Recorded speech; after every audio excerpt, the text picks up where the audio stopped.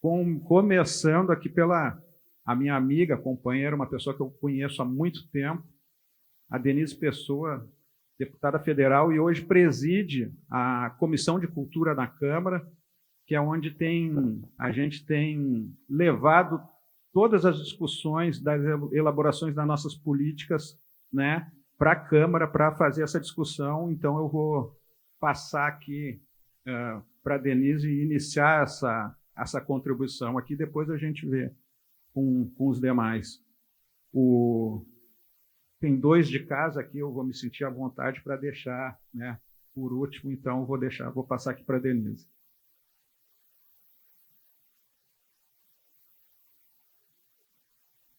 Tu disse que ia controlar meu tempo porque eu controlei o teu outro dia. Bom, gente, boa tarde, então, né, a todos e todas. Vou me apresentar rapidamente. Né? Então, eu estou deputada federal hoje, né, pelo Rio Grande do Sul, pelo PT, e presido a Comissão de Cultura na Câmara dos Deputados.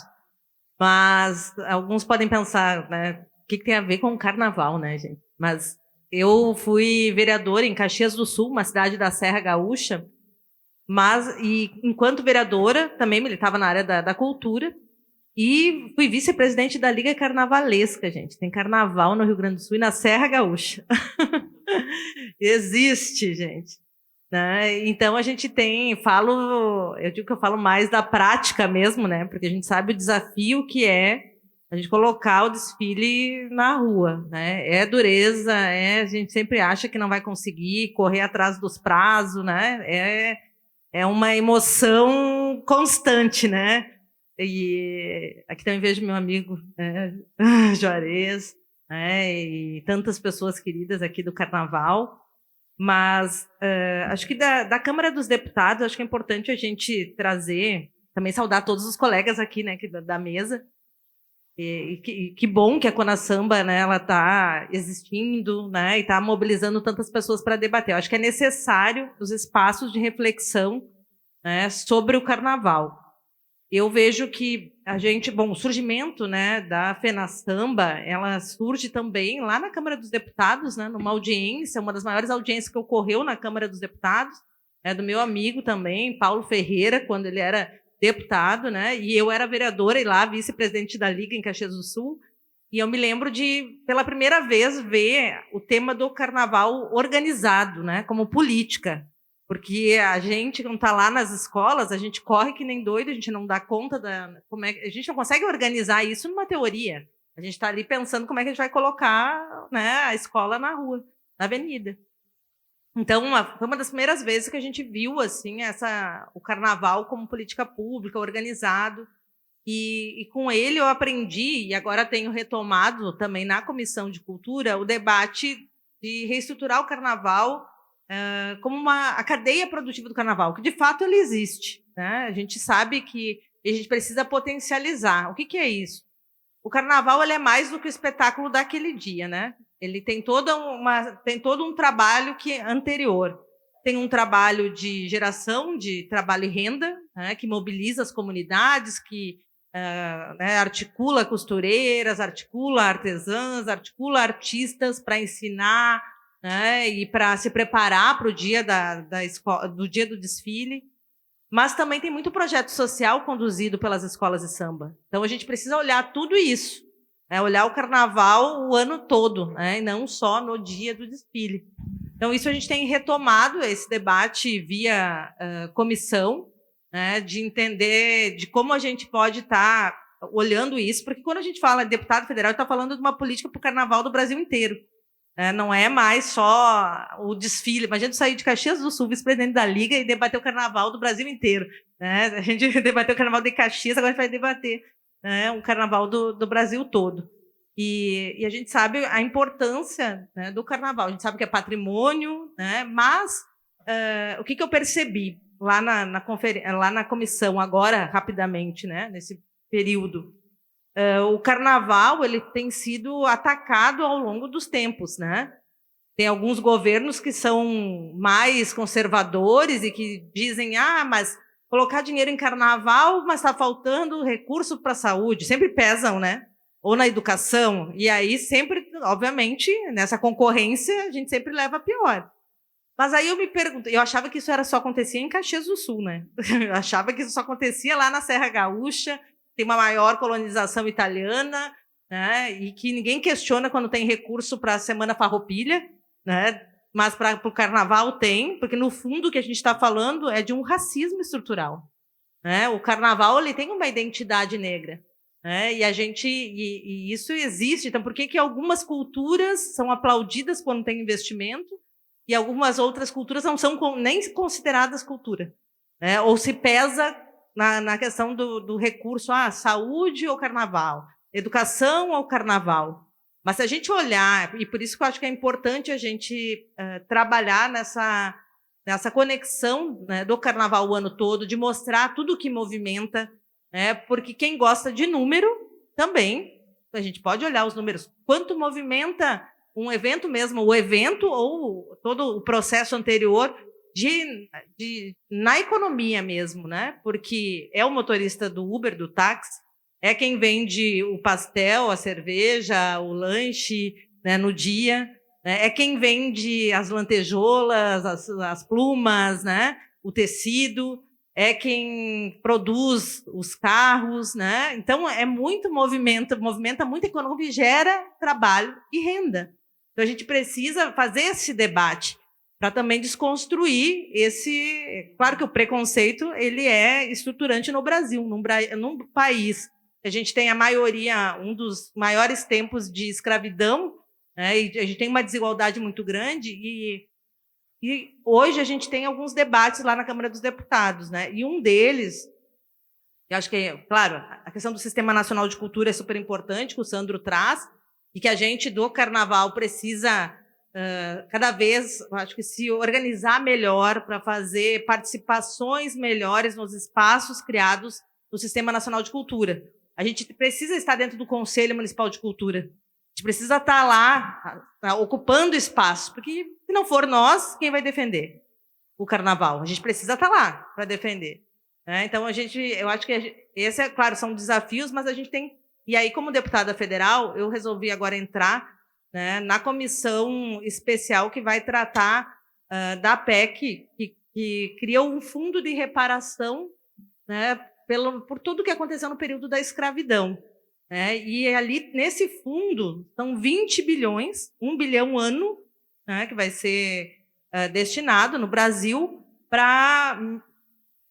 Seriam formas de compensatórias do que ocorreu, né, no período da escravidão, mas a gente vai ter que pensar projetos, né, ou áreas de atuação na área da cultura, na área da promoção de emprego. Então, tem vários segmentos e eu quero participar desse debate porque eu entendo, né, que o Carnaval precisa estar dentro desse debate, gente. Quando a gente fala em cultura negra, o Carnaval ele é, né, a expressão de todo desse movimento cultural nosso. Então, a gente precisa tratar dele lá dentro. Claro que ainda a gente está iniciando o debate, por isso que, quando o Sandro fala, a nível federal, a gente sempre pensa projetos mais estruturantes, mas é necessário que a gente ocupe esses espaços para debater. Pode ser que a gente não resolva isso no próximo desfile, né? Porque a gente não vai resolver isso para o próximo desfile, mas a gente vai construir uma política, né, para médio e longo prazo.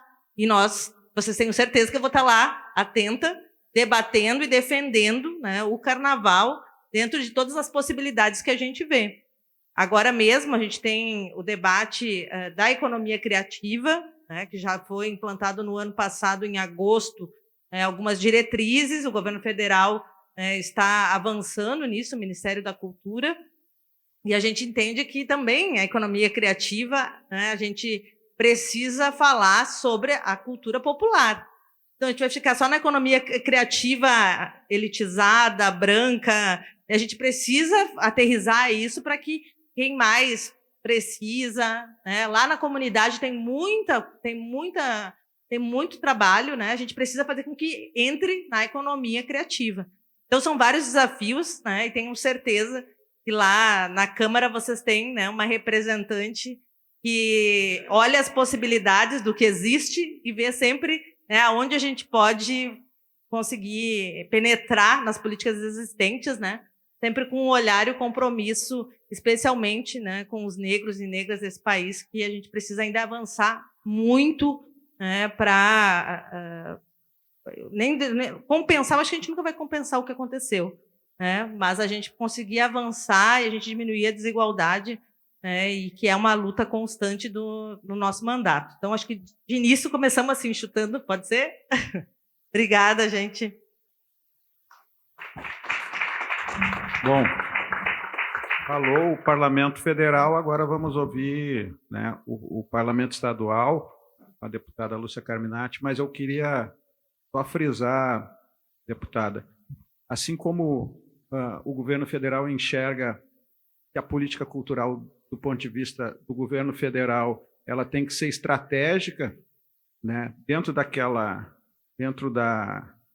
do tripé do planejamento, né, a gente enxerga o tático uma função do Estado e o operacional, porque o carnaval é do território, do âmbito municipal, né? Então, o parlamento estadual é fundamental pensar taticamente o carnaval, né, do ponto de vista que ele está em uma parte do território, enxergar essa visão estadual, né, do carnaval e a contribuição que o carnaval dá do ponto de vista estadual, porque ele extrapola ali a questão do município. Então, é fundamental o parlamento, o governo do estado enxergar essa visão, assim como a gente enxerga as demais políticas.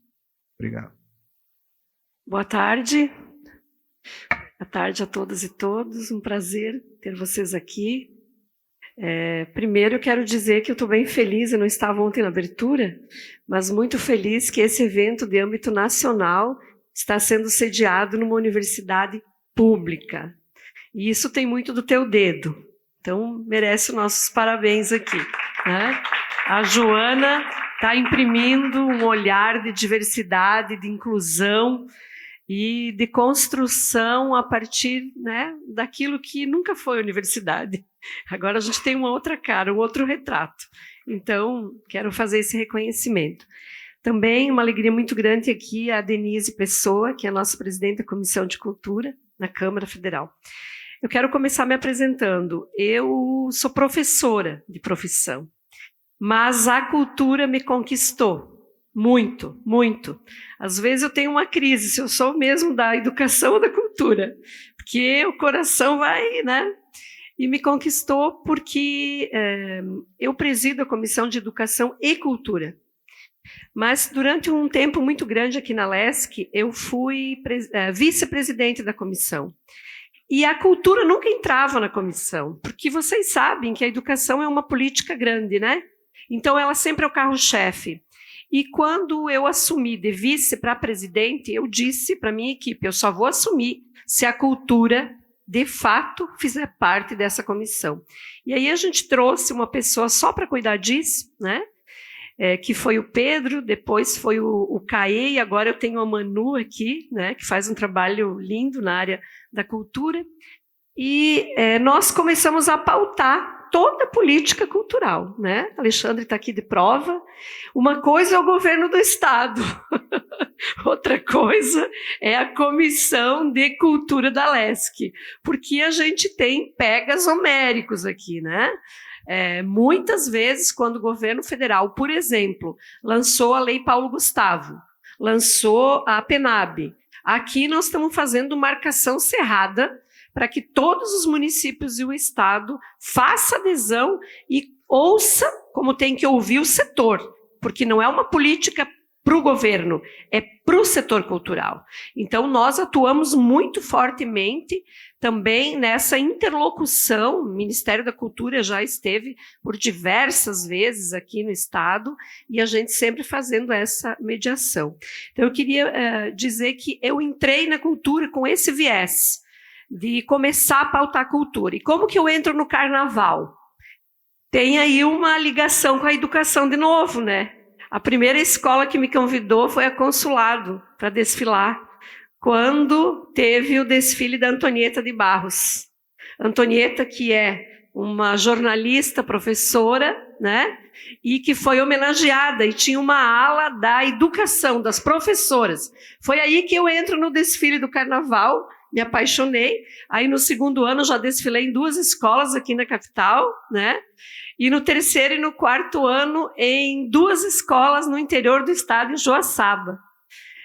Então, assim, eu que não sou muito hábil nisso, estou aprendendo também, né? Mas estou muito encantada e muito defensora do quanto o carnaval ele tem a capacidade de trazer temas da sociedade de um jeito, né? Eu diria plural, colorido, com recados para a população. Então, eu acho que carnaval é isso, é expressão cultural, é liberdade, é libertação, e nós estamos aqui também para dizer que a gente apoia muito, né? Ainda falando um pouquinho sobre o nosso papel na comissão e à frente disso.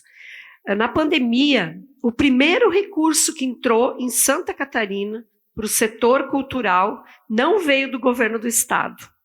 O primeiro recurso que entrou, eu me lembro do desespero de quem fazia cultura, totalmente abandonado, e acabou tudo, né? Foram 2 anos de muito distanciamento de tudo. Nós conseguimos 2 milhões da Assembleia, eu fiz uma articulação do orçamento da Assembleia, o presidente se sensibilizou com o meu pedido, nós conseguimos 2 milhões para um edital chamado Cultura em Sua Casa. SC Cultura em Sua Casa. Santa Catarina, Cultura em Sua Casa. E a proposta era que para cada R$1 o governo do estado liberasse mais 1, então 2 virava 4.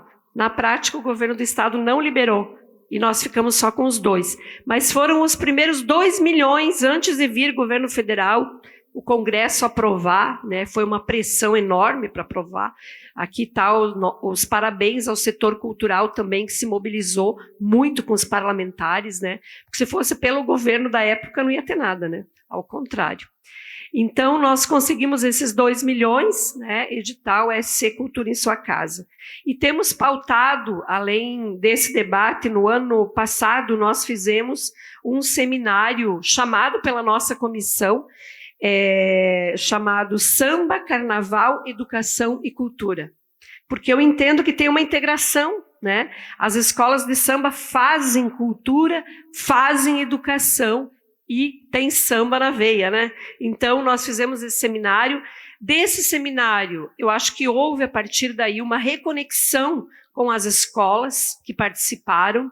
E, além disso, eu diria também se evidenciou uma política cultural esquecida, que é a sustentação dos clubes negros em Santa Catarina. Nós temos vários clubes negros que, se depender de prefeitos e de governo, fecha tudo. Então, nós estamos indo ao encontro, inclusive para esse ano, já liberamos aí, já destinamos recursos para vários clubes negros, para reforma, estruturação do clube aqui em Floripa, lá em Criciúma, acho que tem outro de Rio do Sul. A gente está fazendo esse movimento de resgate da memória, né, dos clubes negros. Então, eu queria destacar isso também. Além de colocar um pouco esse trabalho da comissão, eu acho que a Denise foi muito feliz em toda a sua fala. Eu olho para a cultura como uma política de Estado, né?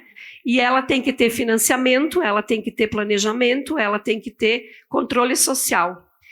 Isso é pensar o sistema nacional também, que o MINC está estruturando, né? E eu quero ainda enxergar que só vai ter recurso se os municípios implementarem todo o CPF da cultura, que é o sistema como um todo funcionando. Porque aí a gente não tem investimento em cultura só num governo, a gente tem continuidade. Política cultural é para sempre. Então, não pode mais prefeito, governador, que é contra a política cultural, não vou investir. Não, tem regramento, é obrigado. Então, apostamos muito nisso. E por consequência, ela movimenta toda a economia, né? Se a gente falar aqui do PIB, que a cultura movimenta, do carnaval, o resultado é a rua lá, né? Mas antes de chegar na rua, tem gente trabalhando o ano inteiro, de diferentes formas, tem muito envolvimento. Então, isso precisa também ser resgatado. E eu quero concluir a minha fala pedindo aqui para a Denise. Nós fizemos um movimento aqui no Estado, que eu acho que foi bem legal. Há 4 anos atrás, eu criei um fórum das comissões de educação do Brasil todo. Eu coordeno esse fórum como presidente da Comissão de Educação. Nós trouxemos 23 estados, 13 partidos políticos diferentes, e deu para conversar. Eu acho que os que não gostam de conversa não vieram, mas os que estavam de diferentes partidos, a gente conseguiu consensuar. E a minha sugestão é você coordenar esse movimento no nível da cultura.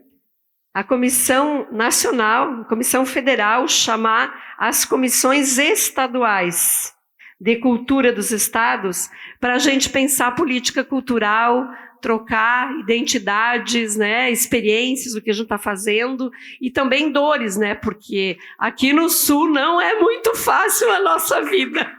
Aqui não é nada fácil. É um leão por dia aqui, né, para a gente se manter nesses espaços da política. Então, acho que esse fórum poderia a gente construir junto. Estou à disposição também. Obrigada. Obrigado, deputada. Professora Joana, é importante isso que a deputada traz, né, do ponto de vista da estruturação do sistema.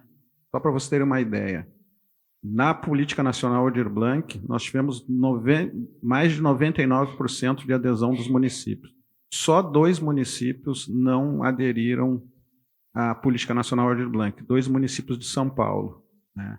Então, todos os demais municípios aderiram à Política Nacional Aldir Blanc, que é a transferência, e todos os estados, obviamente, né, que aderiram à Política Nacional Aldir Blanc. Então, o dinheiro do Ministério Público vai para todos esses municípios, né, todos esses municípios. E é importante frisar isso. E, professora, estava conversando com o Caxitu, ele disse que na FENASAMBA tem mais de 1.000 escolas de samba filiadas à FENASAMBA. É um pouco mais, né? Mas eu vou ficar só nos 1.000, né? Nas 1.000. Isso quer dizer, professora, que são mais de 900 temas de enredo, mais de 900 sambas, mais de 1.000 sambas, quer dizer, mais de 1.000 sambas, até porque tem escolas de samba que fazem o festival, então tem uma produção, né, se cada escola de samba confeccionar 10 fantasias, são mais de 10.000 fantasias, né?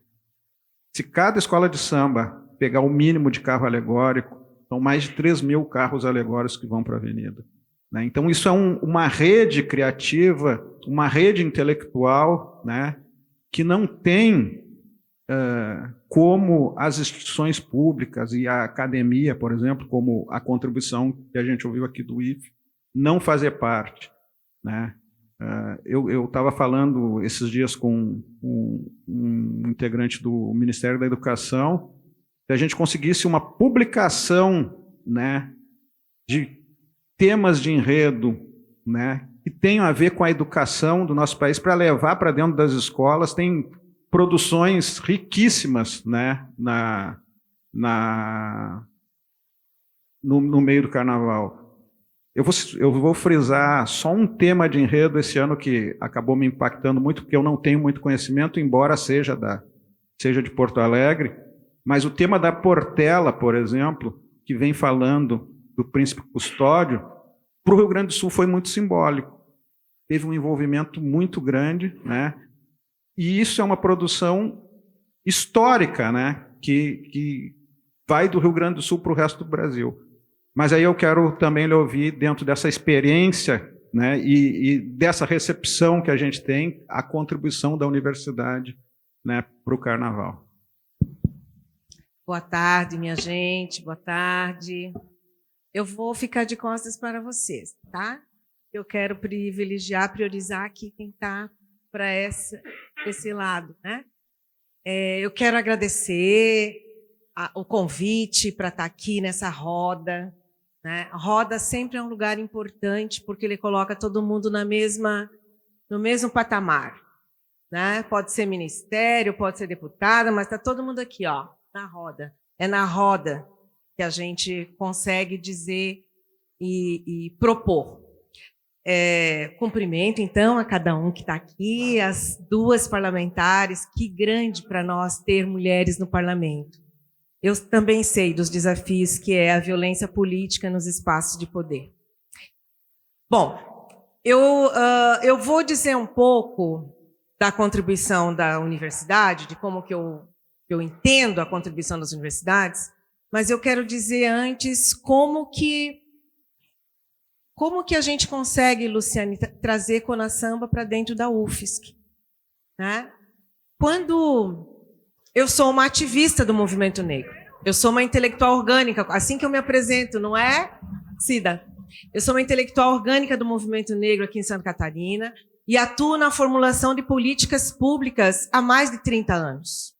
Políticas públicas para a educação e para as políticas de promoção de igualdade racial. Esse tem sido, e sou uma pesquisadora desse campo, tá? Então, a minha atuação vem desse lugar. E quando, na primeira conversa que tivemos com a Liga sobre o CONASAMBA vir para dentro da UFSC, eu disse, não tem mais conversa, vai ser. E aí a gente começou os convencimentos internos, a busca do calendário, não é? E isso só é possível, eu não tenho dúvida, porque eu estou neste lugar da gestão. Eu não sou somente uma professora lá do departamento. Eu sou uma vice-reitora. Pronto. Por que é importante dizer isso? Porque quando eu cheguei nesse lugar, eu disse para todo mundo, vocês todos estarão comigo. Está comigo as religiões de matriz africana, está comigo o samba, está comigo o carnaval, está comigo as lutas todas da nossa ancestralidade. E é assim. E quem convive comigo e conhece sabe que é desse jeito mesmo, né? É bem desse jeitinho. Com muita luta. Não tem prêmio aqui. Não tem presente. Mas é assim que a gente faz. Na Universidade Federal de Santa Catarina, o nosso primeiro eixo de gestão são as políticas afirmativas. Então, o CONASAMBA, para nós, é uma afirmação do povo negro na academia, na universidade. Então, nós atingimos, esse é um eixo da gestão da universidade. Não é um adereço, um enfeite que alguém coloca num plano de governo. Não, é um eixo. E claro que esse eixo ele passa a constituir o nosso plano de gestão porque sou eu. Não é porque sou eu a Joana, é porque é uma mulher negra que tem essa história, né? Então isso é muito importante para demarcar também por que nós precisamos ocupar esses lugares. A UFSC, em toda a sua história de concursos públicos, por exemplo, ainda não tem 100 professores negros. Né? Nós estamos em Santa Catarina, no sul do Brasil, é verdade. Nós estamos num lugar que adora publicizar que aqui tem células neonazistas. Nós estamos num estado onde as pessoas conseguem gravar publicamente dizendo que são contra que migrem para cá os nortistas e os nordestinos. É deste lugar que a gente está falando. Então eu preciso situar isso para que a contribuição que a gente possa dar como universidade seja institucional e não porque tem uma professora que acha legal o samba, outra que acha legal o carnaval e daí se envolve, ou um professor que é muito bom em elétrica e vai lá e constrói um carro elétrico, um protótipo de carro elétrico. Tem que ser projeto institucional. Tem que ser política institucional. Então, como é que a gente tem trabalhado aqui nesse sentido, né? E que agora nós vamos fazer também com as escolas. É o seguinte, a gente faz uma chamada pública na instituição, dizendo para a comunidade acadêmica, olha, nós temos tais e tais questões urgentes para serem tratadas por nós. Afinal, nós fazemos ensino, pesquisa e extensão, ciência e tecnologia. A ciência e tecnologia precisa estar a serviço das pessoas, das comunidades, não é?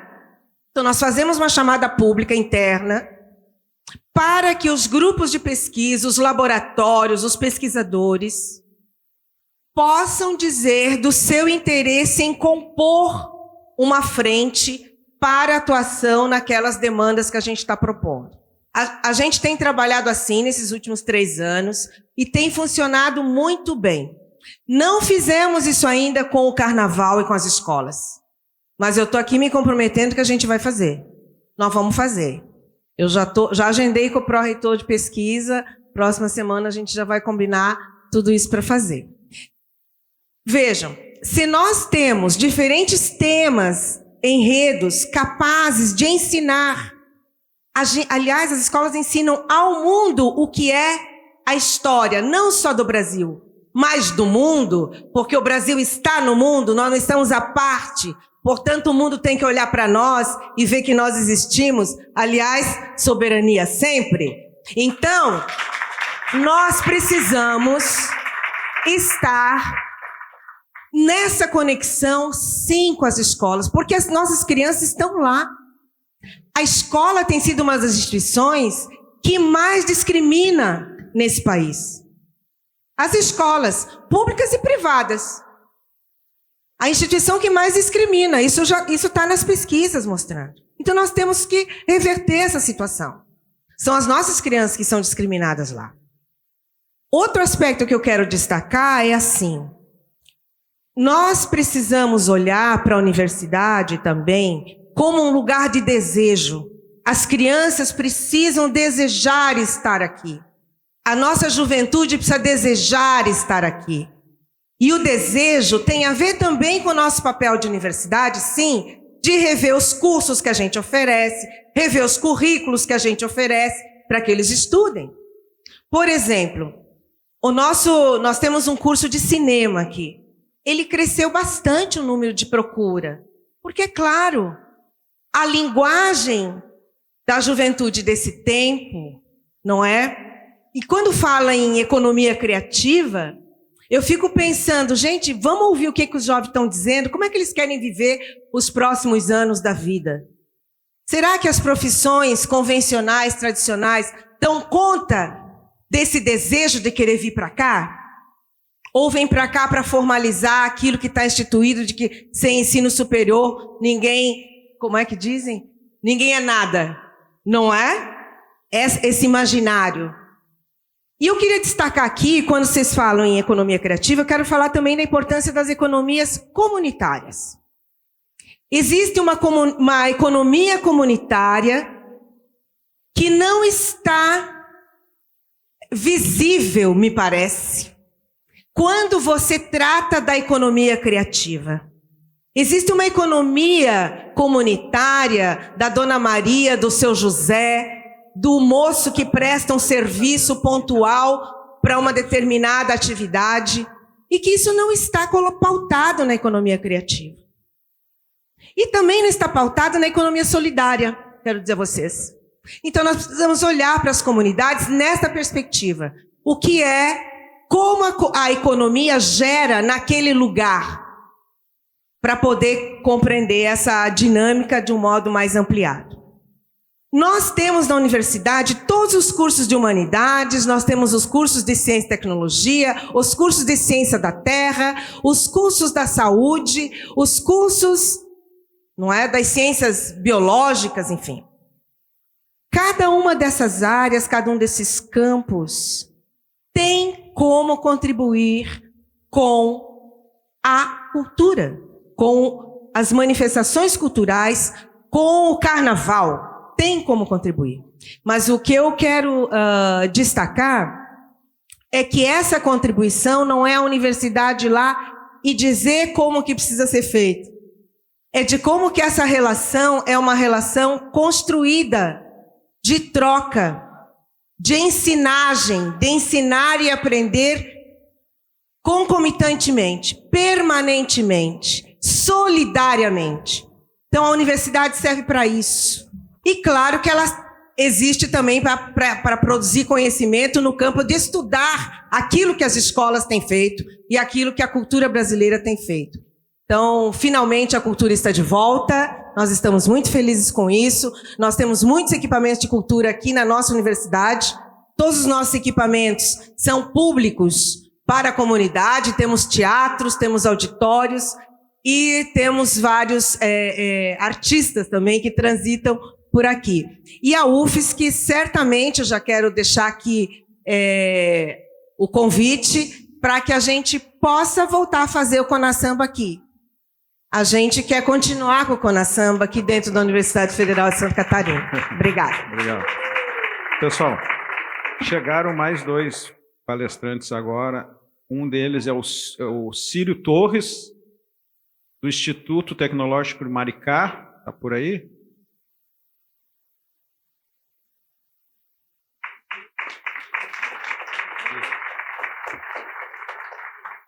E Milton Cunha também, que dispensa apresentações, vai vir contribuir aqui. Eu vou passar, antes dos demais, eu vou passar para o Yuri, do Ministério da Cultura, que está com uma missão fundamental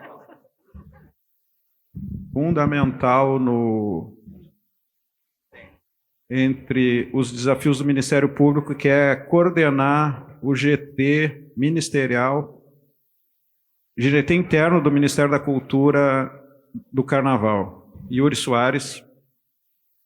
Boa tarde a todos e a todas. Saudando o Sandro, que é o nosso mediador, eu saúdo aos demais integrantes da mesa. Agradeço a presença de todos e todas aqui. Como historiador, eu não podia deixar de utilizar um pouco o lema do Conasamba, né, que o futuro vem de longe, para a gente entender como que nós chegamos no momento atual e entender também quais que são os desafios que nós temos para o futuro, né, que são muitos, então, não são poucos. Como a deputada Denise comentou, a gente teve no período anterior, alguns anos atrás, uma gestão que teve reflexos por toda a sociedade brasileira, por todo o Brasil, né? A extinção do Ministério da Cultura, o ataque às políticas públicas culturais, necessariamente significou também ataque ao carnaval, ataque às culturas de matriz africana, né? Então, não é à toa, vários de vocês vão lembrar, obviamente, que foi um período em que muitas gestões locais faziam a discussão justamente de que eu vou economizar o dinheiro que era gasto com carnaval e vou colocar em outras áreas, né? E tivemos agora justamente o novo período do nosso mandato atual, do presidente Lula e da ministra Margarete Menezes, de quem eu trago aqui institucionalmente uma saudação para vocês, né?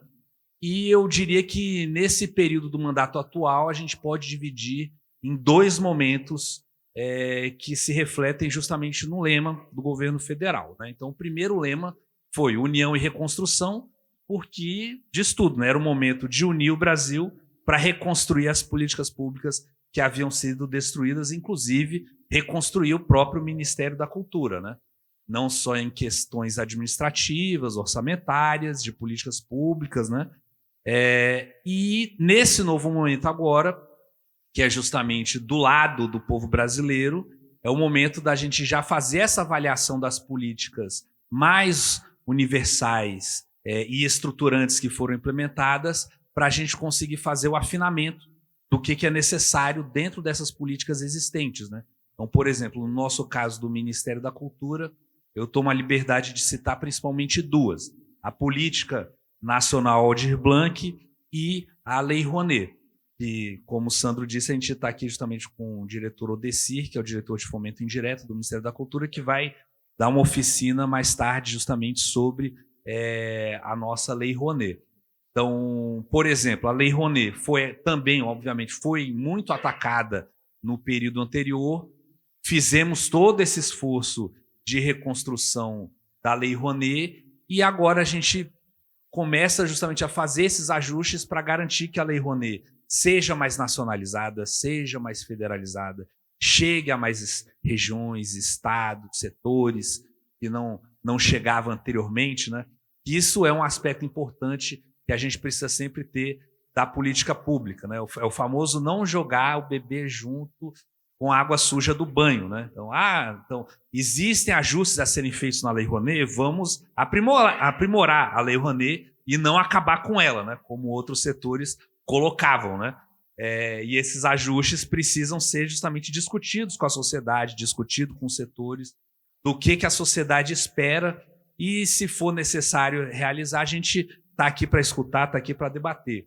A Política Nacional Aldir Blanc é a mesma coisa. Então, são 3 bilhões de reais por ano que são repassados para estados e municípios, dentro também de regramentos gerais que nós temos nacionais, que foram construídos pelo Congresso Nacional, e alguns regramentos também do âmbito do Poder Executivo. Mas como que a gente faz um afinamento para garantir que esse recurso chegue aos setores aonde ainda não chegou? Então, é preciso o quê, por exemplo? É preciso mais formação, ou a gente precisa, talvez, de um modelo de edital específico, voltado para o carnaval? Então, a gente está aqui no Conasamba, justamente com o nosso consultor, que é o Pablo Brandão, que a gente fez uma discussão no âmbito do grupo de trabalho do carnaval, do Ministério da Cultura, e a gente percebeu algumas questões. Primeiro, que não necessariamente a gente consegue, de início, mapear do âmbito do carnaval quem já tem conseguido acessar as políticas que nós já temos. Por quê? Isso aí o Odeci, eu tive uma conversa nesse sentido com o Odeci. Nem sempre as escolas de samba ou outras organizações carnavalescas vão apresentar os projetos, não só para a Lei Rouanet, como em outros editais nossos, com a palavra carnaval. E isso tem a ver justamente porque as escolas têm uma pluralidade de ações que elas executam ao longo de todo o ano, compreendendo o carnaval como processo.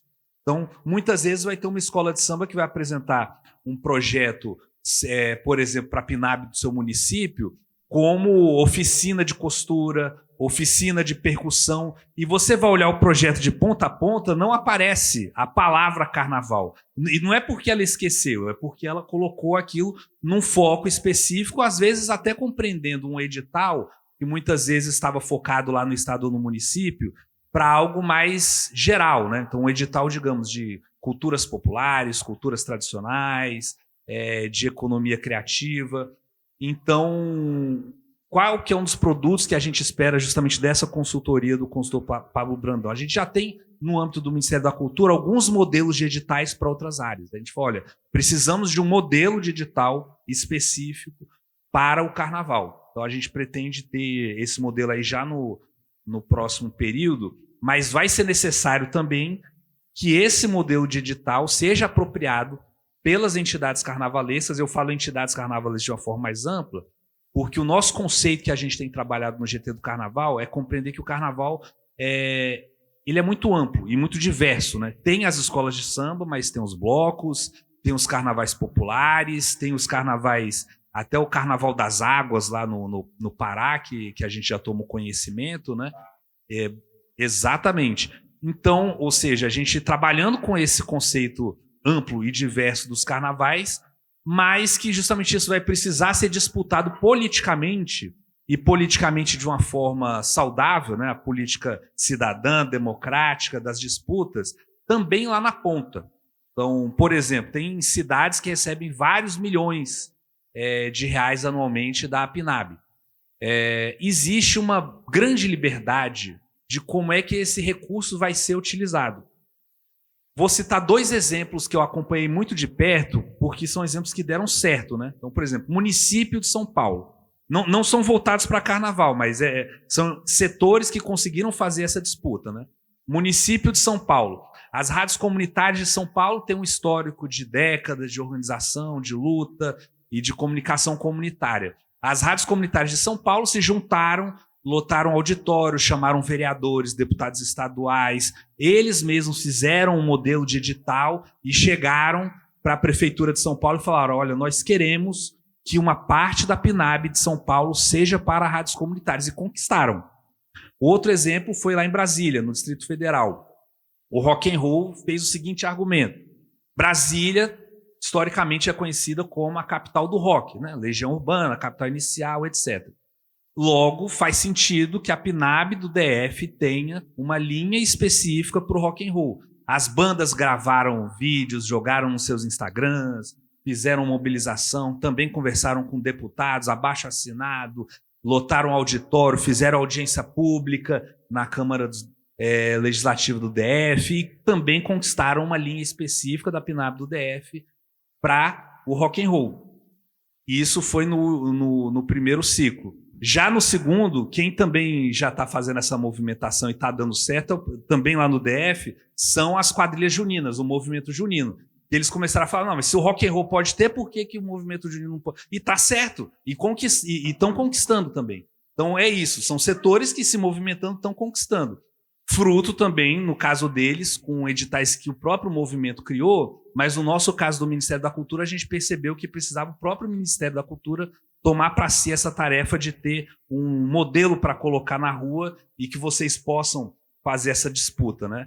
Eu tive recentemente numa audiência pública na Alerj, com a deputada Zeidan, e eu comentei isso também relacionado com as rodas de samba, né? Falei: olha, é possível, tanto a cidade do Rio de Janeiro quanto o estado do Rio de Janeiro tem orçamento imenso da PNAB, então vocês precisam aqui na Alerj fazer essa disputa, que não é obrigatória, né? A lei da PNAB prevê a obrigatoriedade de audiência pública por parte do Poder Executivo, mas toda vez que eu tenho acompanhado que o Legislativo local faz a discussão, trava a discussão na Câmara Municipal, na Câmara de Vereadores, nas Assembleias Legislativas Estaduais, isso sempre tem um fruto positivo na discussão desses recursos. Outro desafio também que eu colocaria, e que tem muito a ver justamente aqui a presença da professora, do professor e de vários outros professores, reitores, pró-reitores, é justamente essa articulação com a educação.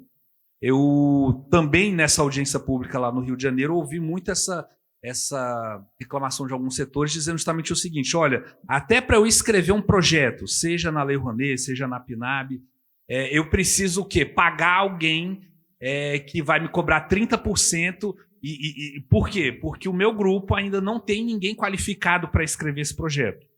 Então, o que a gente precisa fazer? Avançar na formação dessas pessoas, e nas formações mais amplas, né? Justamente desde a formação da costureira, do aderecista, do engenheiro elétrico que vai fazer o carro alegórico elétrico agora, que é uma novidade que a gente está tendo aqui em Santa Catarina, mas também de quem vai elaborar projeto, de quem vai prestar conta, advogado, contador.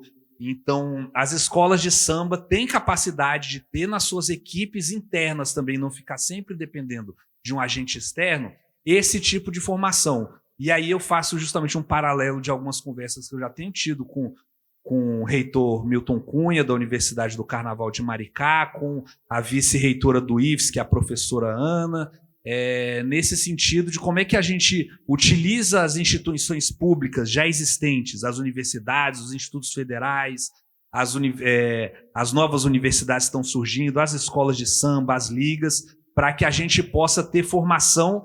E aí eu falo como alguém que é criterioso, porque eu sou professor também, né? Então, ou seja, formação com diploma mesmo, de tecnólogo, de técnico. Quem quiser ser técnico, ter o seu diploma de técnico reconhecido pelo MEC, que ele consiga operar profissionalmente nessa formação. Se quiser ser universitário também, como eu disse, advogado, contador, para que a gente consiga cada vez mais acessar esses recursos das políticas já existentes, ou até mesmo mudar legislações, discutir com o Parlamento Federal como é que a gente muda as leis que precisam ser mudadas, os decretos que precisam ser mudados. Então, os desafios são grandes, são muitos, mas eu acho que com essas parcerias que a gente está construindo aqui, a gente vai conseguir avançar cada vez mais no respeito ao Carnaval brasileiro e no fomento ao Carnaval brasileiro. Obrigado, Yuri. Assim como o Ministério da Cultura ele tem toda essa atuação lá em Brasília, organizando e estruturando a política pública, né, com a Política Nacional Aldir Blanc, é no território que ela se articula, é no território que ela mobiliza, né, e é o fruto também, né, dessa transferência. Por isso que o Ministério da Cultura tem, em todos os estados, uma representação regional, né, e aqui no estado de Santa Catarina é o Alexandre Martins, embora não seja meu parente, também é Martins, né? Atuando aqui no território e sendo facilitador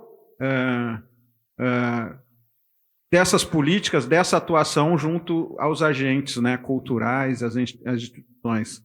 Alexandre. Alô.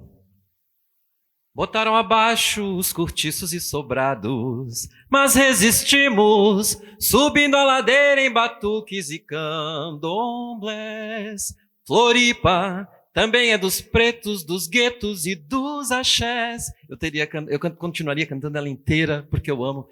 Esse foi o samba de enredo da minha escola, Protegidos da Princesa, do carnaval do ano passado. E quero dizer para vocês que eu não vou me corrigir, não, porque foi o Carnaval 2025. E às vezes a gente mesmo, quem nunca, né? O Carnaval do ano passado, mas nós ainda estamos em 2025. Acontece que um ano é um ciclo. E para nós que somos do Carnaval e do mundo do samba, quando o Carnaval acontece, é porque ele terminou. É o ciclo de um trabalho que não preciso dizer, porque já está sendo dito, redito, e vocês conhecem, e quem não conhece está compreendendo, né? Mas também, além de fazer referência a esse samba para me apresentar, eu lembro que ele fala de resistência, de um processo de gentrificação que aconteceu nesta cidade, são as lavadeiras do Rio da Bulha, da África Pequena, que aí a cidade foi crescendo e foi empurrando o nosso povo. Então a história do samba, a história das escolas de samba é uma história de resistência. E essa resistência, ela inspira a nossa atuação institucional. Porque hoje nós temos um presidente da República que é um operário. E nós só tivemos um operário no poder no Brasil, eu estava dizendo que foi a primeira vez, em 2013, quando Lula foi eleito. Mas não, teve uma experiência lá em 1935, em Natal, Praxedes, né, na insurreição comunista. Ficou 4 anos. É um livro bem interessante, recomendo. Agora, em termos de Ministério da Cultura, institucionalmente falando, nós só temos um Ministério da Cultura, na minha opinião, a partir de 2003. Porque antes nós tínhamos o que se chamava de Ministério da Cultura, que tinha lá como slogan cultura, um bom negócio. Era um olhar comercial, era um olhar de negócio. Não era um olhar de direito da população, de direito dos cidadãos. Não era um olhar de desenvolvimento econômico. Eu diria até que era um olhar dos amigos, sem fazer referência à facção, porque depois surgiu esse nome, né? Mas, a partir do ministro Gilberto Gil, dentro do primeiro governo Lula, começa a se pensar a cultura como política pública, de fato, ampla e para acessar as populações, como dizia o Gil, né? E é ótimo fazer referência ao Gil. A cultura não é extraordinária, ela é ordinária, ela tem que estar na mesa, no dia a dia do povo, né? E, voltando aqui para a nossa questão particularmente do samba, é extraordinário ver como que nesse governo Lula 3 a gente deu um passo gigante na reestruturação. O ministério foi destruído, eu sou servidor do quadro, né? Passei por aquele período de sombras, andando sobre os escombros, né? Então a gente percebe esse esforço. Inclusive, agradecer a correção, porque antigamente nós tínhamos representações regionais. O Lula voltou dizendo que ele prometeu lá na quadra da Tijuca, em junho de 2022, na pré-campanha ainda, né? Um comitê de cultura, uma estrutura da cultura em cada estado. Então, eu não sou representante da região sul, mas sim do estado de Santa Catarina, né? E com muito orgulho. Bom, dizer para vocês que esse esforço, ele abriu portas, o Márcio falou na abertura, achei muito pertinente, e nós já temos aqui o Jardim das Palmeiras, que é um ponto de cultura. As escolas de samba precisam trilhar esse caminho, a gente precisa inserir as nossas organizações nas oportunidades, no âmbito daquilo que está dado, né? Então, a Rouanet, fantástico, meu companheiro de trabalho de muitos anos, Odecir, vai fazer uma oficina que eu acho que é fundamental. Eu já estou chamando de oficina, eu nem sei qual é o nome que deram, mas é uma oficina, porque é para aprender os caminhos. A gente tem que buscar agora. Lembrar uma coisa que um mestre que passou pelo ministério um tempo atrás, Roberto Peixe, dizia, né, em vários momentos, que o governo, veja, o fato do Lula ter sido eleito lá em 23 e depois, né, lá em 2003, o primeiro mandato e esse terceiro mandato agora, e espero que tenha um quarto, não garante que o Estado brasileiro, que foi historicamente estruturado não para atender as necessidades da população, né? Saneamento, se a gente for pensar a cidade de Santos lá, era questão do porto. Por que Santos tinha o melhor saneamento do Brasil? Porque era questão econômica, comércio, e assim vai, se a gente olha ao longo da história. Por isso eu disse que se estrutura em 2023, mas não é nosso Estado, nosso popular. É um Estado em disputa. Então o Peixe dizia assim que mesmo sendo um governo voltado para os anseios populares, né, é igual cozinhar feijão na panela. Na pressão funciona melhor. Então a gente precisa, como Estado, que a população, que as organizações, que as escolas continuem pressionando o governo de uma forma geral, né, para que não só 2 ministérios estejam aqui. E que bom que temos 2 ministérios aqui, porque ano passado só estávamos com 1. E o Sebrae, parceiraço, né? Mas o desenvolvimento, indústria e comércio tem que estar aqui. Mas outras áreas têm que estar aqui, olhando para essa indústria do carnaval que gera riqueza, né? Eu já vi estatística falando de R$4 para cada um investido, de R$6 para cada um investido, de retorno econômico. Mas para onde vai esse retorno? Não vai certamente para as escolas de samba. E aí, é claro, eu falo carnaval com recorte mais específico de quem faz o maior espetáculo do carnaval, que são as escolas de samba, né? O maior em vários aspectos. Aí tem opiniões divergentes, mas eu defendo este lado onde eu estou, onde eu me criei e onde eu continuo pretendo permanecer, mesmo quando não esteja mais nessa função institucional. Tenho falado isso com muitos companheiros, inclusive, né? Então, é preciso reconhecer que essa indústria gera riqueza, gera emprego, portanto, o investimento tem que ser ampliado. Eu percebo, ao longo dessa caminhada de 40 anos de carnaval e 12 de serviço público, que a cultura tem um teto. Nós vamos falar aí da PNAB, que hoje é um dos elementos do sistema de financiamento da cultura, da Rouanet, né? Outras possibilidades que virão, aportes orçamentários, mas tem um teto. Nós precisamos ir além, é preciso construir uma viabilidade dessa indústria nesse país, né?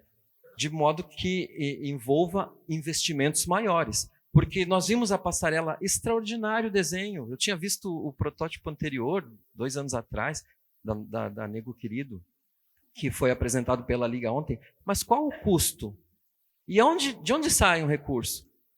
Né? Eu, olhando assim na cultura, talvez a Rouanet, uma parte importante, consiga financiar. Mas não é o suficiente, não é tudo. Então, isso, estou falando da realidade de Florianópolis, isso se repete, né? Nós falamos aí das escolas nas suas quadras, as atividades, a acessibilidade, mas e quantas escolas têm quadras e espaços para desenvolverem essas atividades, né? Então, nós estamos falando de estrutura para um setor econômico que gera riqueza, e essa riqueza está indo para algum bolso que não é o das escolas de samba. Então, isso é importante, né? Por fim, gente, eu queria dizer, e já fugindo um pouquinho do tema, né? Não julgueis para não seres julgados. E isso está bem fora mesmo, mas eu fui jurado no carnaval aqui de Criciúma em 95, já nem tem mais, e de Florianópolis em 2000. Então eu sonho com um momento em que, e aí eu não quero mais ser jurado, nunca mais aceitei, nem vou nesse modelo que está agora, que a gente não vá para a avenida procurar o erro. Eu quero ir para a avenida, procurar a beleza, procurar o acerto, procurar o envolvimento comunitário, procurar o resultado desse trabalho do ano passado. que se finda no carnaval. Então, nós já estamos no ano que vem. Um beijo, gente.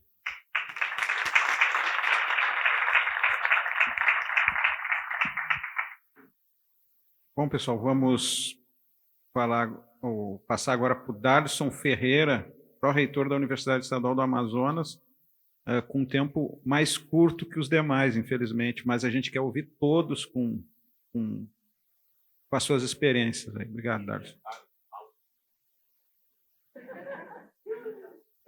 Ele me ama, gente, e eu amo também. Primeiro, agradecer a todos pelo convite, agradecer ao Milton Cunha pela indicação e a organização do evento pela deferência. O Yuri falou sobre o tema central, né? E eu venho de longe. O meu lugar de fala é de Amazônida, de filho do interior do estado do Pará, que vive no estado do Amazonas há 2 décadas, e filho de um ex-presidente de escola de samba. Então, antes de ser pró-reitor de extensão, pesquisador, professor da Universidade do Estado, eu vivi o samba, toquei meu primeiro tamborim aos 10 anos de idade.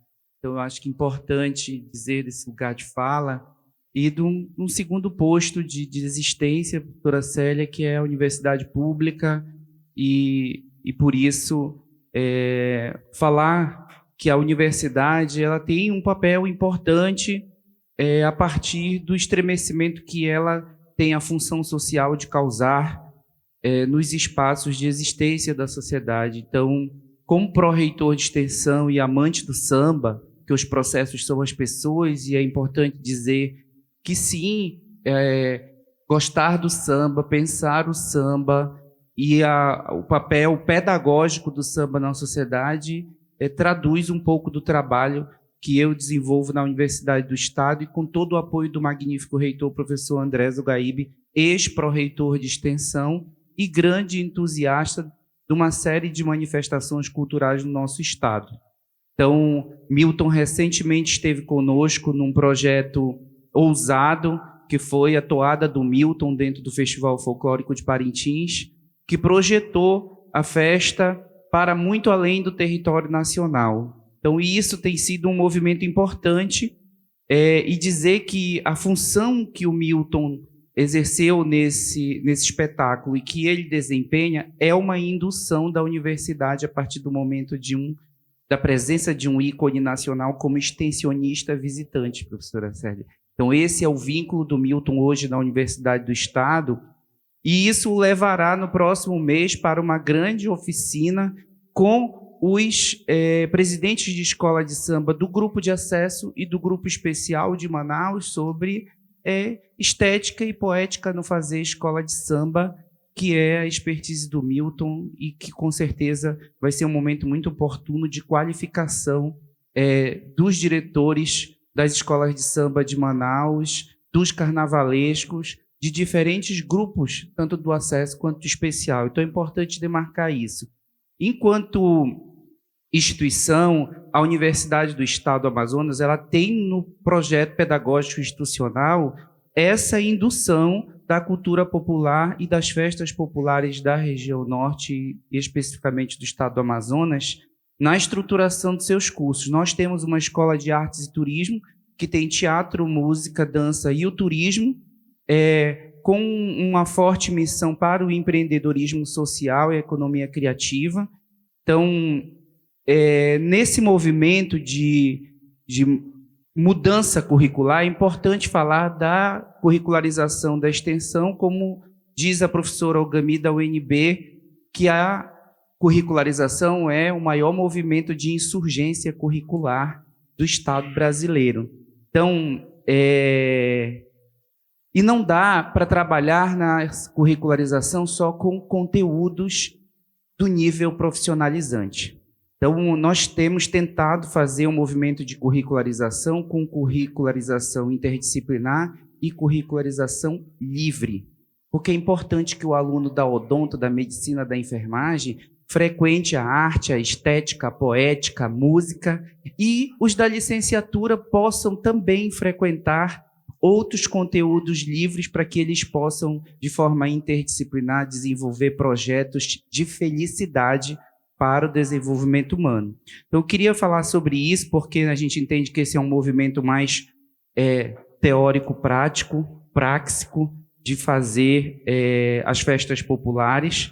E, claro, também no mesmo movimento, numa universidade que é mantida com recursos do Polo Industrial de Manaus, né, nós tem um imposto na indústria que se chama UEA.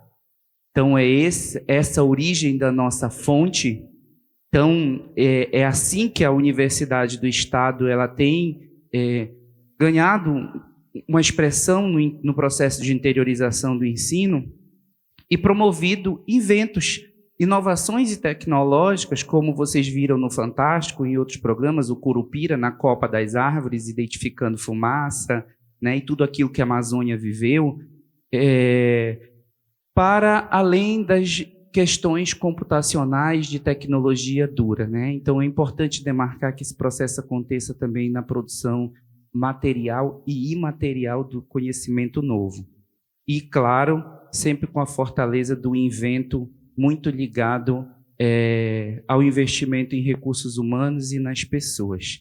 E a falar do Carnaval de Manaus, né? Nós temos um sambódromo não tanto modesto, porque o Centro de Convenções de Manaus ele tem 405 metros de comprimento e perde para Marquês de Sapucaí em 10 mil pessoas de público, Milton Cunha.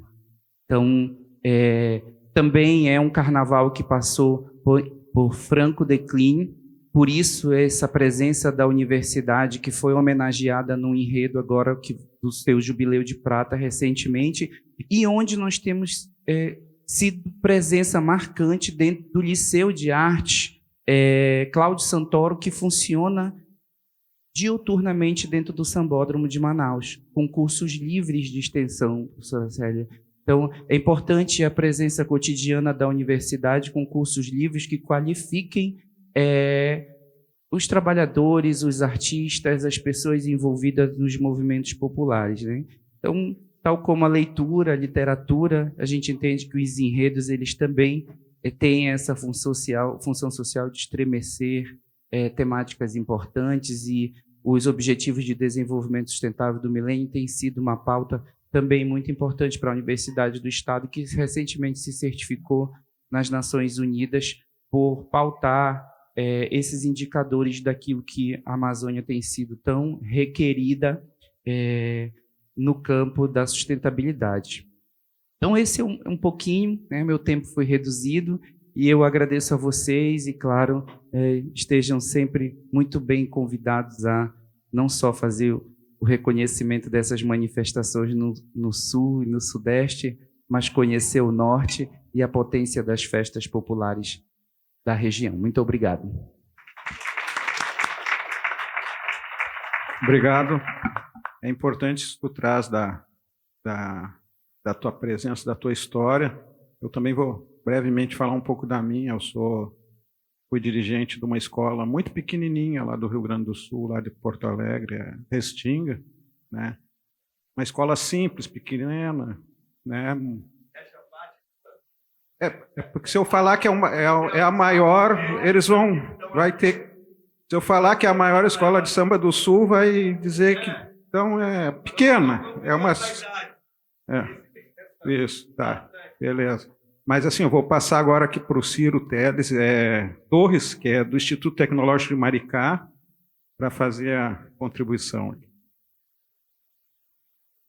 Boa tarde a todas e todos. Vou fazer minha audiodescrição. Eu sou um homem branco, careca, de cavanhaque branco, uma barriguinha de cervejeiro.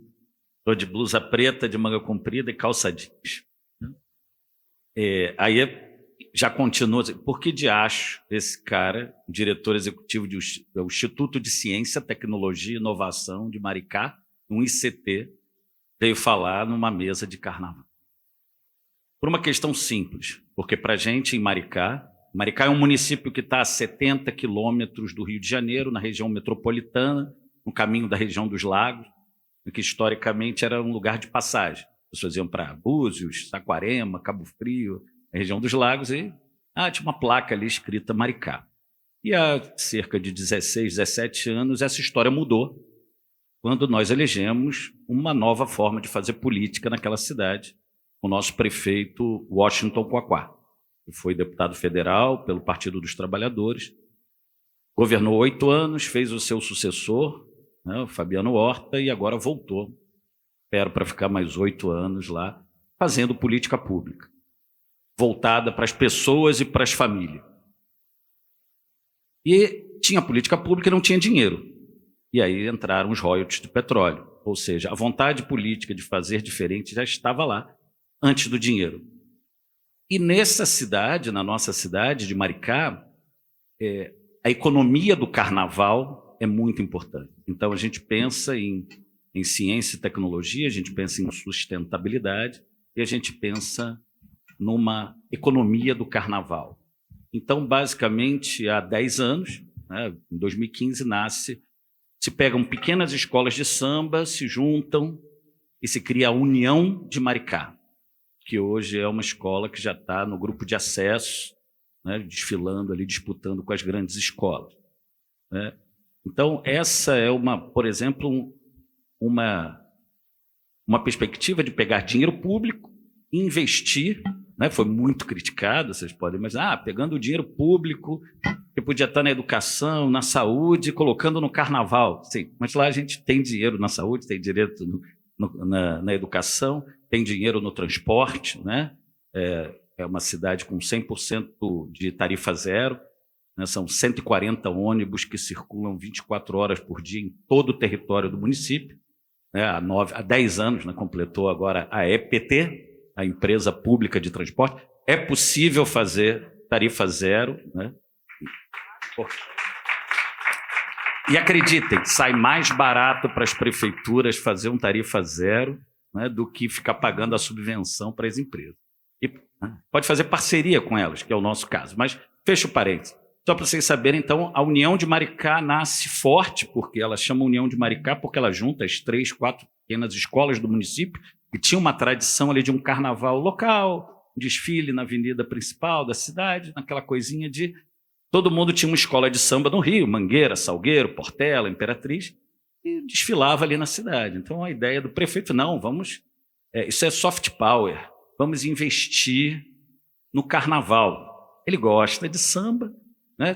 Tinha o nosso atual secretário de Cultura, o Sadi Bianchini, na época foi o primeiro secretário, lá em 2009, e deu também estava lá nessa parceria, para justamente, uma escola de samba forte pode levar o nome da nossa cidade para o estado, para o Brasil, e gerar uma economia do carnaval no nosso município. E isso se fez. Tem também um time de futebol, o Maricá Futebol Clube, que hoje já está na disputa do Grupo B, do Carioca. Então se fala na cidade que não existia 15, 16 anos atrás, 17, se fala no tempo todo, é o futebol, é o Maricá Futebol Clube, é a União de Maricá. E um dos nossos últimos projetos lindos, que já existiam a ideia há muito tempo, mas agora se efetivou, esse ano foi a Universidade Livre do Carnaval. Então a ideia é transformar, pegar esses saberes, né, que já aconteciam em alguns lugares, né, lá no nosso instituto, o Instituto de Ciência, Tecnologia e Inovação de Maricá, nós temos um eixo, né, na incubadora de cultura, um eixo game, um eixo cinema e vídeo e um eixo carnaval, onde já tínhamos capacitações, né, aderecista, toques originários de tambores e várias parcerias que a gente fazia com outras escolas de samba e com outros estados, né? Nós temos o ILE, né, lá da Bahia, como parceiro em Maricá, historicamente. Então, dessa discussão mais acadêmica, de pensar o carnaval, colocar o carnaval na prática e estudar o carnaval, né, também pensando nessa lógica de geração de emprego e renda, nasce a Universidade Livre do Carnaval, que foi inaugurada esse ano, e temos 3 reitores, 3 magníficos reitores, né? A Evelyn Bastos, da Mangueira, né? O vovô do Ilê, e o nosso querido Milton Cunha, que está aqui, que é um dos reitores, um dos nossos magníficos reitores. Mas o que é a Universidade Livre do Carnaval? Nesse momento, ela é um projeto pedagógico de médio e longo prazo, que já executa cursos livres, né? E agora a gente está com uma discussão com o IFE, nós temos lá o IFE Maricá, Instituto Federal Fluminense, que está em Maricá, para preparar cursos técnicos, né? A dúvida era, montamos uma escola técnica ou fazemos uma parceria com o Instituto Federal, que já está lá? Obviamente, já está lá e já vai nos ajudar muito, já tivemos algumas reuniões, estamos pensando que cursos técnicos serão esses. Então, os cursos livres já estão acontecendo, são 10 cursos, a procura está enorme, grande parte pela contribuição do professor Milton Cunha.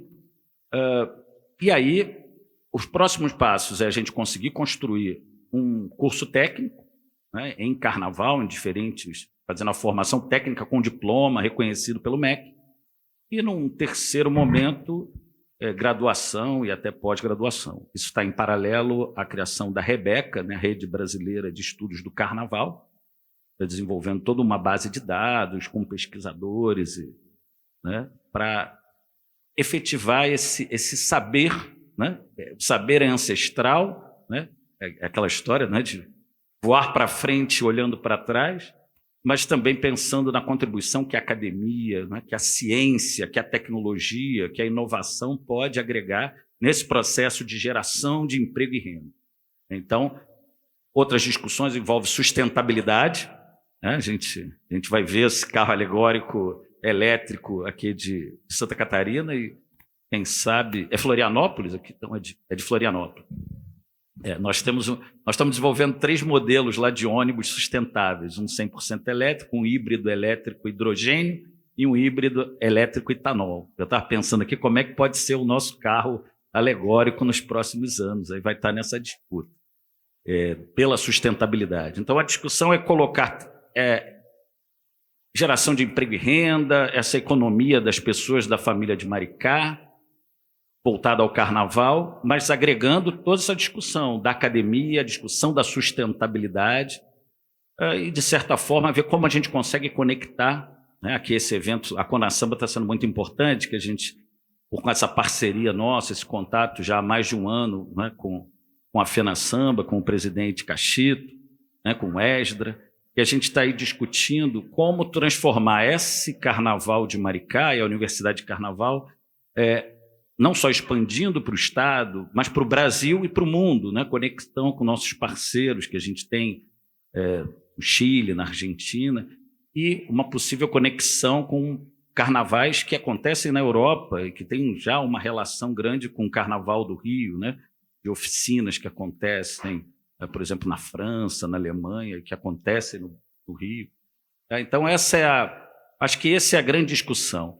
Poder público, sim, precisa investir em educação, em saúde e cultura, e nesse nosso olhar aqui, especificamente do carnaval, da escola de samba, sim, é gênero de necessidade básica. Por quê? Porque é arte, porque é cultura, né? Porque é entretenimento, porque é saúde física e mental, mas também é geração de emprego e renda, né? Economia da cidade, é a gente conseguir construir aí uma ciência e uma economia para os homens e mulheres dos nossos municípios, né, das nossas cidades. Então, sim, o poder público federal, estadual e municipal pode e deve, né, estar investindo e atuando aí junto às escolas de samba nas nossas cidades, nos nossos estados e no nosso país. Tá? Muito obrigado a todas e todos. Para encerrar, então, magnífico reitor Milton Cunha. Oi, queridos. Nessa audiodescrição eu vou realizar um sonho. Porque eu sempre quis me apresentar assim. Olha, eu sou uma bicha deslumbrante, glamurosa. Então imagina aí quem eu sou, porque eu sou colorido, sou enfeitado, adoro.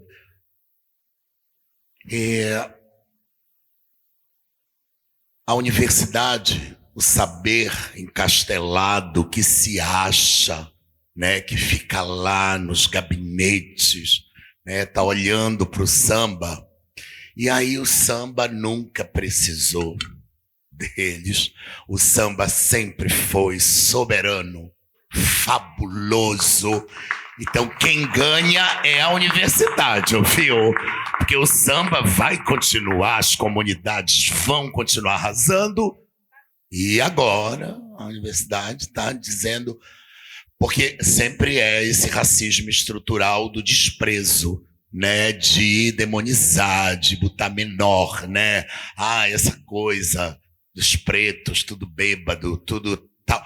É uma tentativa de sempre colocar... É a disputa do poder de colocar a dinheirama toda só lá, na orquestra sinfônica, no Beethoven, no Mozart, né, no balé de sapatilha, no Bolshoi, que eles adoram, porque o espelho deles, né, reflete uma imagem que eu não sei de onde eles tiram, mas é tão viajandão que o espelho bota eles europeus. Eu adoro vir no Conasamba, porque o Conasamba é meio que a nossa casa. E aí o Caxitu todo ano me convida e diz: vai, não fica em mesa nenhuma, fala a hora que tu quiser, fala sobre o tema que tu quiser. E esse ano eu queria falar com vocês sobre os 4 tempos do desfile da escola de samba. Já pararam para pensar nos 4 tempos? Que é sabedoria negra, que é sabedoria filosófica africana. Então, você tem a concentração. Chega todo mundo com saco, ali naquela rua, naquele asfalto, no calor. As pessoas vão se sentando no meio-fio, trazendo suas roupas, e vão batendo papo, e vão bebendo, e vão olhando os carros, passeando. E o grupo vai tomando uma unidade, que é esse ensinamento africano do humano, da fraternidade, né? Olha o teu semelhante, conversa, abraça, né? Você já ensaiou 1 ano e está chegando o grande momento da fênix abrir as asas. Então chega e te senta, bate papo. Então começa numa concentração 5 horas antes. E aí vai chegando aquele momento e o torpor, não é? O labiríntico vai se formando, o caos, parece que vai dar tudo errado, parece que nada vai estar no lugar, porque tá cada um e é escada, mulher nua subindo, foguete explodindo, gente gritando, e vamos, empurra e tal. Hora da armação. O segundo tempo é a armação. Você vai armar a escola para a grande batalha artística.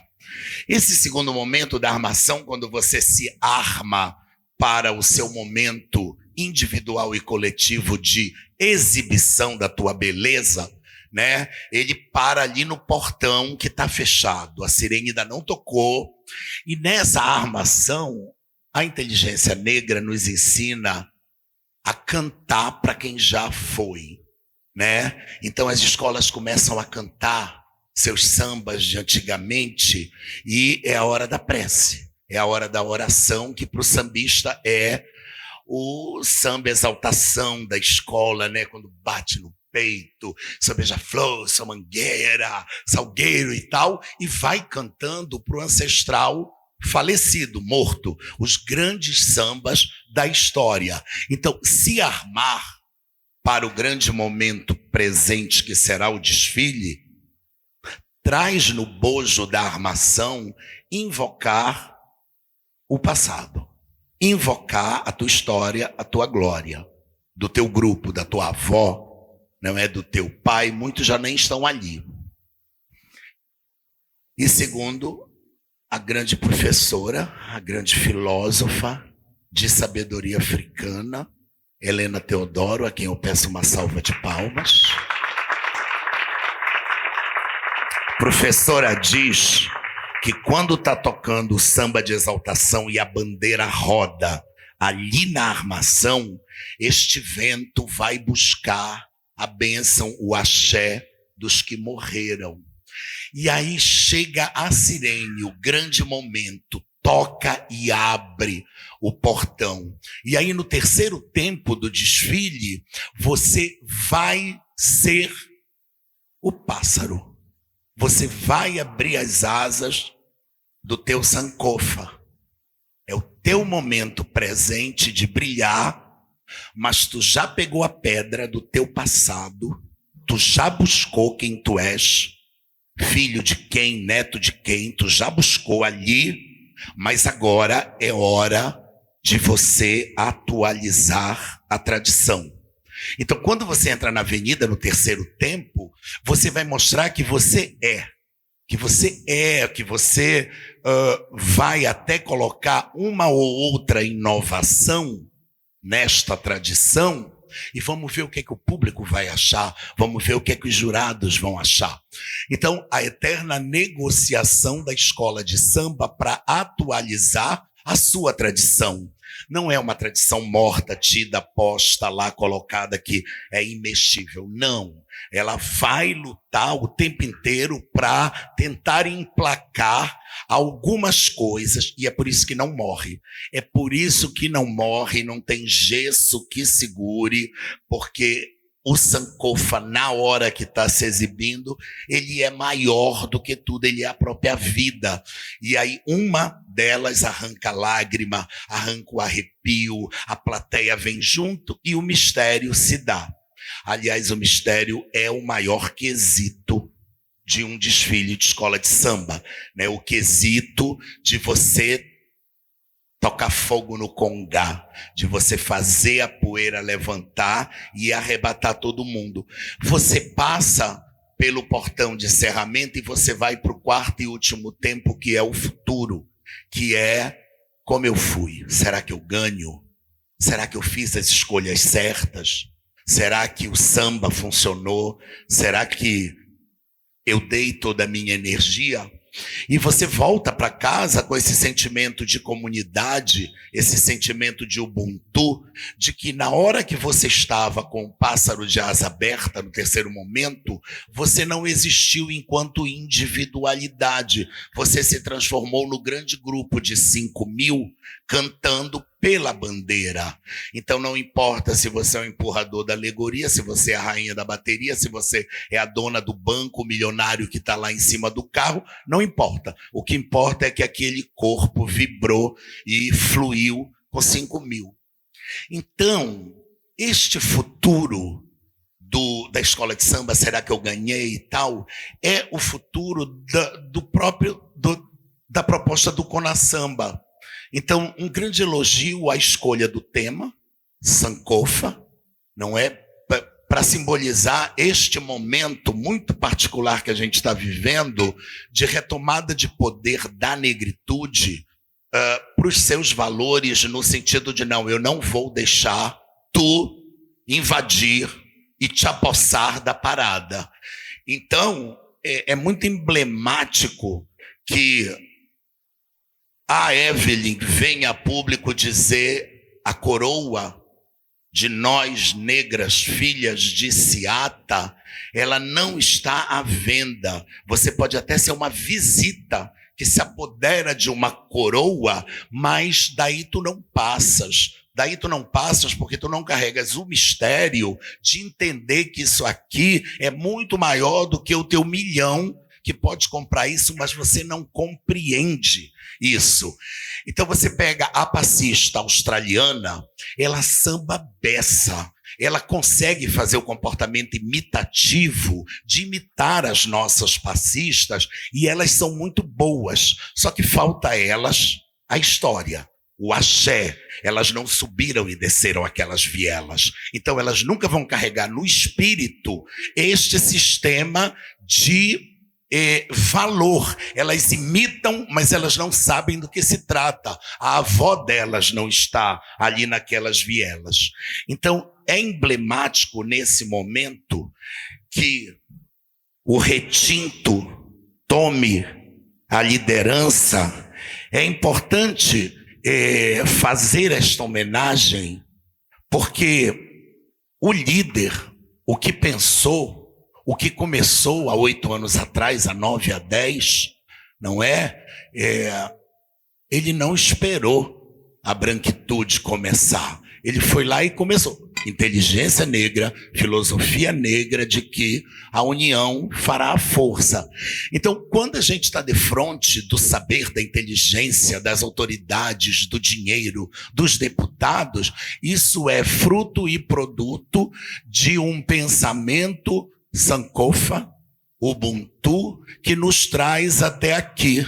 Então, apaixonado pelo seu trabalho, reconhecendo a sua importância, sabedor da sua luta, do seu sofrimento, sabedor de todo o perrengue que é chegar até aqui, eu, em nome do samba, faço esse tributo a você, de que bom que você não desistiu, que você trouxe até aqui e que agora parece que a gente está vivendo esse novo momento de vamos colocar o sistema de arte negra, o talento é negro, eles sabem fazer. Eles, na hora de compor, tocar, dançar, estruturar, é deles. Então, cabe a nós da universidade babar,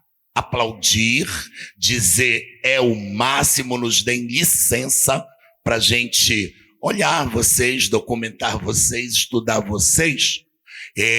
Mas quando a gente chega nas universitárias filhas da negritude, professora, vocês trazem o mistério para cá, para dentro. Então, é também lugar de fala de vocês. Parabéns, sinta-se homenageado, sinta-se aplaudido por nós, porque o Conasamba, a FENASAMBA, é o futuro da manifestação negra que a escola de samba é. Parabéns, Cachito, aplausos.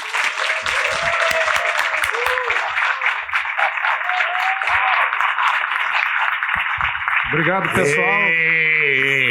Pessoal, seguindo aqui, a direção me passou mais uma formalidade aqui.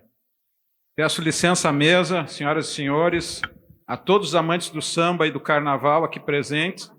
É com grande alegria que convido a deputada Luciane Carminati, nesse ato representando a Assembleia Legislativa, para prestar uma homenagem à Liga das Escolas de Samba de Florianópolis, na pessoa da sua diretoria. Quem da diretoria da Liesf está aí? Aqui, então tá. É a Assembleia Legislativa de Santa Catarina, homenageando a Liga das Escolas de Samba de Florianópolis.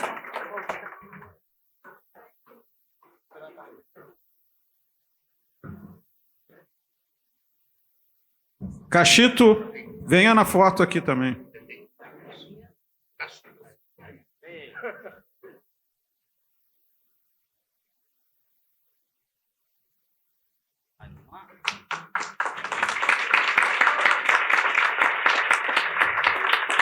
Passo aqui, então, para a deputada fazer uma rápida. Eu quero, referendando a fala do Milton Cunha com muita propriedade, quem dera eu falar depois de ti sobre tantas coisas lindas.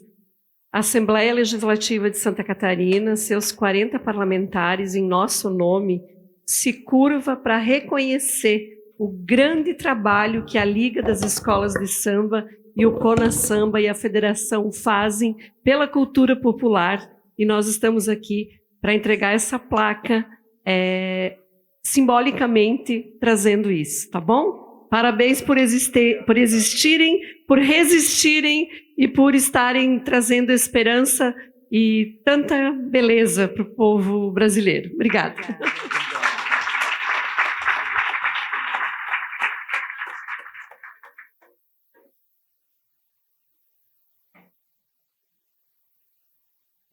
Boa tarde, eu gostaria de falar em nome de toda a diretoria e também do presidente Joel, que está trabalhando lá na passarela para a nossa festa de amanhã, e dizer que é uma honra, né, receber esta homenagem, ter o trabalho reconhecido faz parte também de alimentar essa resistência que precisa ser diária, né? E já foi tão falado aqui. Então, nós só temos mesmo a agradecer a esse reconhecimento e colocar o nosso trabalho à disposição de toda a sociedade, do Carnaval, e para o crescimento e reconhecimento dessa luta. Obrigado, pessoal.